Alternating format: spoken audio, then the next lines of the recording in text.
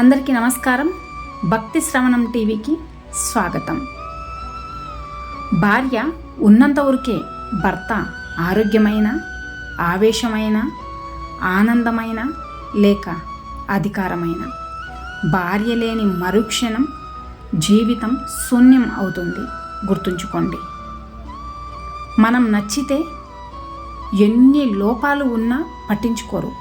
మనం నచ్చనప్పుడు లేని లోపాలను కూడా వేలెత్తి వెతుకుతూ చూపిస్తారు కాదంటారా? ఎంత గొడవ పడ్డా తినడానికి రండి అని పిలిచే భార్య, తిన్నావా అని అడిగే భర్త ఉన్నవారు ఎంతో అదృష్టవంతులు. సంస్కారం బాగుంటే గౌరవం పెరుగుతుంది, మాట బాగుంటే మర్యాద పెరుగుతుంది. ఇక నడవడిక బాగుంటే మంచి సంబంధాలు పెరుగుతాయి.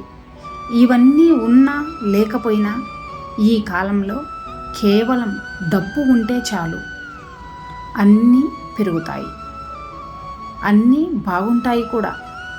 నీలో ఎంత మంచితనం ఉన్నా డబ్బు లేని నువ్వు ఎవ్వరికీ నచ్చవు. పైగా చులకనగా కూడా చూస్తారు కాదంటారా? అందుకే జీవితంలో అనుకున్న లక్ష్యాన్ని చేరడానికి ఎంత కష్టమైనా పడండి. ఒక్కసారి మీ లక్ష్యాన్ని చేరుకున్నట్లయితే గౌరవం ఇంకా మర్యాద అన్నీ మీకు తిరిగి వస్తాయి. అప్పుడు చులకనగా కూడా ఎవ్వరూ చూడరు. ఎందుకంటే మీరు స్థిరపడి ఉంటారు కదా.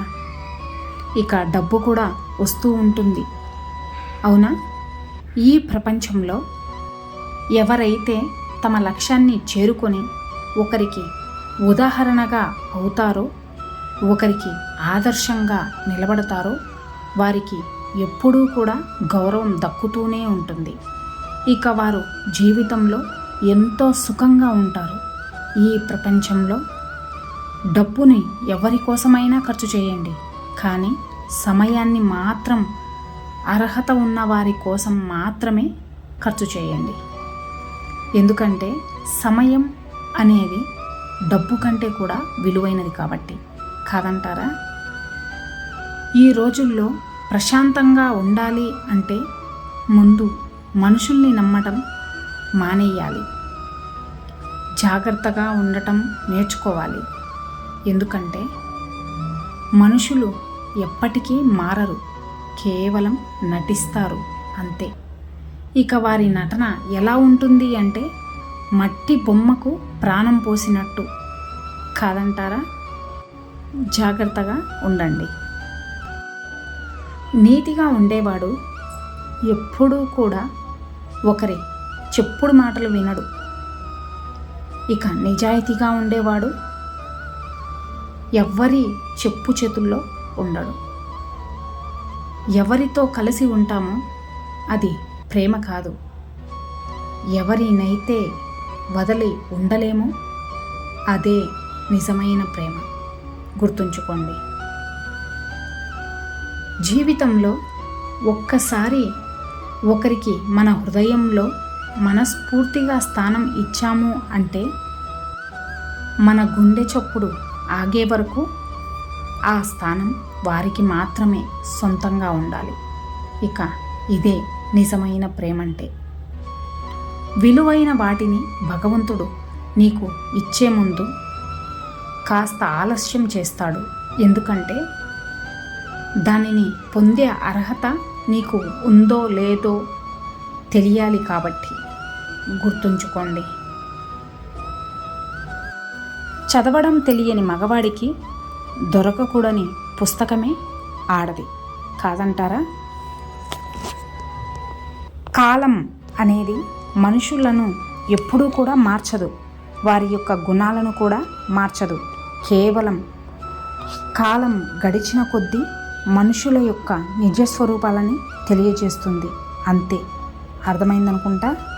ఇల్లు కట్టేటప్పుడు ఎవ్వరూ కూడా సహాయం చెయ్యరు, అవునా? కానీ గృహప్రవేశానికి మాత్రం అవసరం ఉన్నా లేకున్నా కానుకలు తెస్తారు.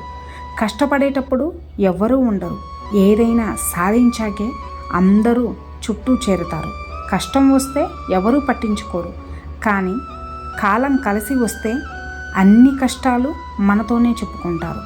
కాదంటారా? కష్టం వచ్చింది నీకే అయినా కాలం పరీక్ష పెట్టేది మాత్రం నీ చుట్టూ ఉన్న వాళ్ళకి. తెలుసుకోండి, మీ వారెవరో పరాయి వారెవరో అర్థమైందనుకుంటా. ఒక మగవాడికి తన అక్క అలాగే అమ్మ ఇద్దరూ ఇష్టమే. కానీ తనతో జీవితాంతం కలిసి బ్రతకడానికి వచ్చిన భార్య అంటే ఎప్పటికీ చులకనే. కాదంటారా? ఇక అలాంటి భర్తలకు దక్కనిది కేవలం ఒక్కటే, సుఖం ఇంకా ప్రశాంతత. ఇంకా దక్కేది దుఃఖం ఇంకా జీవిత నరకం.